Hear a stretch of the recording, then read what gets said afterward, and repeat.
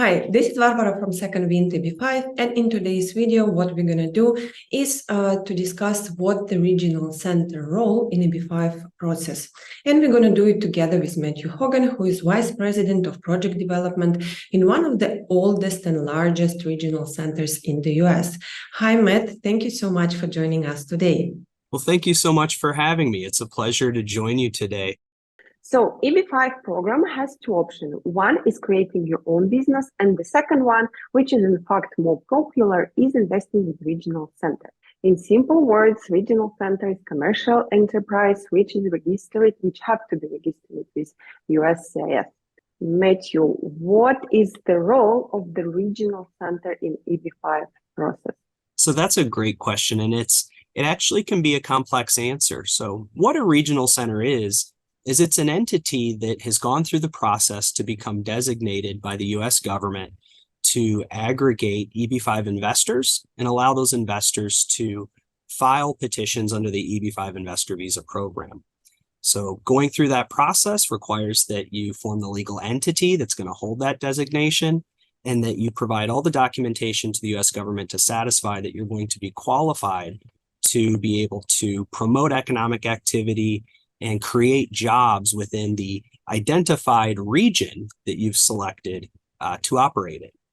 So when we talk about regional centers, they actually can have some different roles. Some people will set up regional centers and they'll just look to sponsor projects, meaning they'll avail themselves as someone who holds that designation, and they'll wait for a developer to come along that wants to build a project. And that developer will do all of the work to structure that EB-5 offering, and then they'll simply lease the regional center designation to allow them to file petitions under that regional center's designation. CMB is a little different, and I would tell you the majority of the regional centers in the industry are set up a little bit more similar to CMB in that we hold the regional center designation, but we also structure the projects. So what we do is we work almost similarly to a bank. We go out and we look for opportunities to provide EB-5 financing to projects that we think can provide EB-5 investors a quality opportunity to immigrate to the United States. So we're out there trying to find construction projects primarily that we know qualify under the program and will create the jobs. Matthew, why happening in the way that majority of the projects are construction projects? Yeah, the majority of the projects are construction projects because there's a job creation angle associated to the EB-5 immigration program. Every EB-5 investor has to create 10 new jobs. And one of the primary ways in which people will count those jobs is through the construction activities associated to the project. You can create jobs through direct employment, meaning you've built the restaurant or you've established a restaurant, you've leased a space, and now you're going to hire 10 new employees. But most regional center projects involve the construction of a new real estate project, and you're counting those jobs that result from the construction activity. Matthew, if we talk about the regional center role, I, in a sense, would say that they should protect EB-5 investors' interests. How they do it? Yeah, great question. And this will actually allow me to elaborate a little bit on some of the additional roles that a regional center might play. So a regional center like CMB, because we're out there trying to find projects that work under the program, and then we avail those projects to our investors, we become the issuer of the EB-5 offering. So we control that offering. We work under a program that we actually started as a regional center called the EB-5 loan program.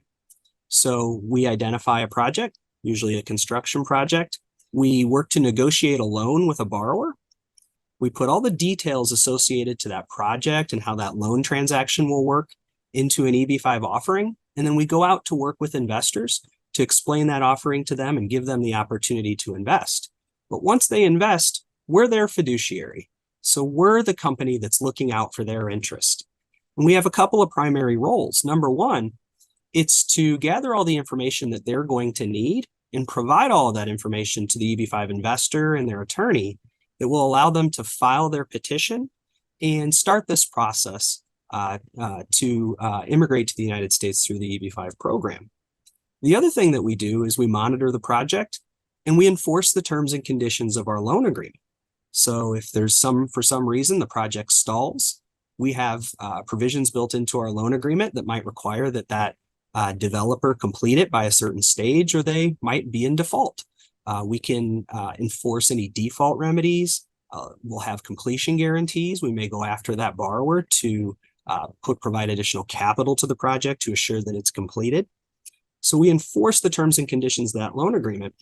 And then along the way, we collect all of the information, all of the spending information and job creation information necessary, so that at the end of the EB-5 investors process, they can file their petition that grants them the removal of their conditions and their permanent visa. The next question, which I hear pretty often, is what is happening when things go wrong with the project? Yeah, so that's another fantastic question. And I'll tell you why it's so important. You know, the COVID-19 pandemic had a huge impact on the global economy, and the EB-5 industry was not spared from that either.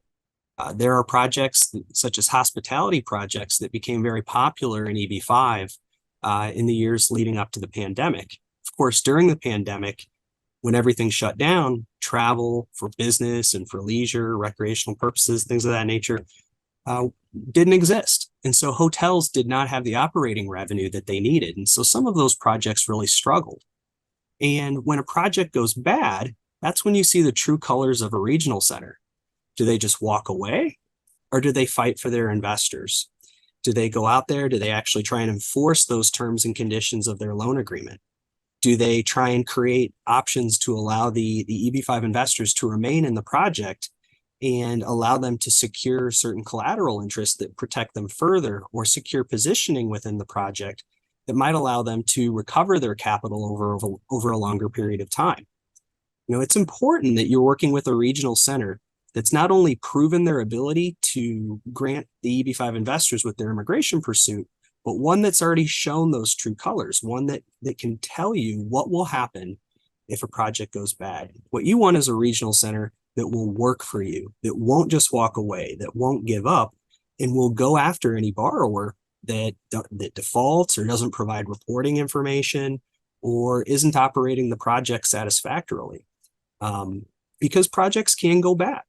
And am I right to say actually that one of the goals of regional centers to make sure that investors would get as much of their funds back as it's possible? Because these things may go wrong, as you mentioned, and you have to work actually like using all different instruments in your hands to make sure that investors would get as much as it's possible. Maybe not full amount. If something went wrong, right, it may happen, but still you like aim to get as much as possible.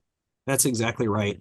You know, the reality is that, you know, any large lending institution has projects that go bad. The more projects you do, you increase that chance that a portion of those projects might have issues. And with EB-5, when you're talking about projects that can go bad, they can go bad in one of two ways.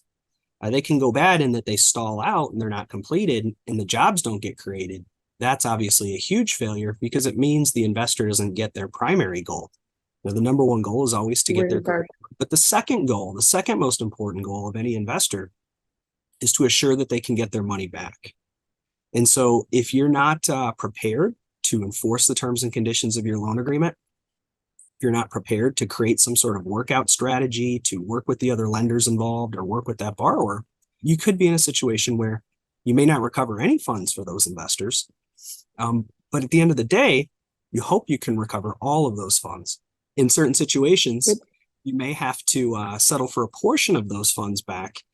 But the reality is that ultimate goal is always to do everything you can to return all of those funds to the investor. Yeah, I guess it's a great point of using the regional center in this model because, I mean, our investors who are coming from outside of US, they would not be able to deal with all these matters because it requires such a level of expertise and understanding of the instrument and the knowledge how the legal system works, how financial systems works, and this is like the great benefit which regional center brings ideally. Yeah, you're exactly right. And so one of the things that EB-5 investors always need to think about is actually who is in control of their EB-5 project.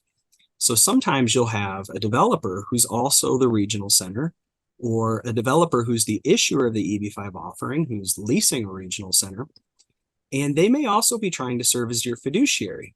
And there can be an obvious conflict of interest there. For instance, you may have EB-5 investors who are hopeful that they can get the job creation needed in order to become permanent residents, but at the same time, the developer's trying to complete their project. There's economic downturns or things of that nature, and they need to reduce employment staff, or they need to reduce the overall size and scope of the project. Those two intentions can come into conflict with one another.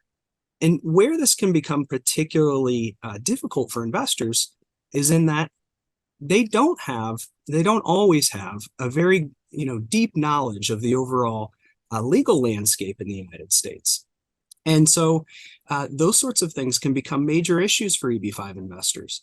And so if they don't have someone looking out for their best interests and they're not in conflict, they can often be taken advantage of by groups that are trying to make sure that they can make money from this program while not really taking to heart the actual fact that these are families, these are people looking to immigrate to the United States to pursue their American dream. Thank you so much for explanation. I hope it was interesting and useful. Thank you for your time, Matthew. Absolutely. Thank you so much for having me. This has been fantastic. Thank you. And if you guys want to learn more about EB-5, please check our previous videos, hit the like button and subscribe. Thank you. Bye.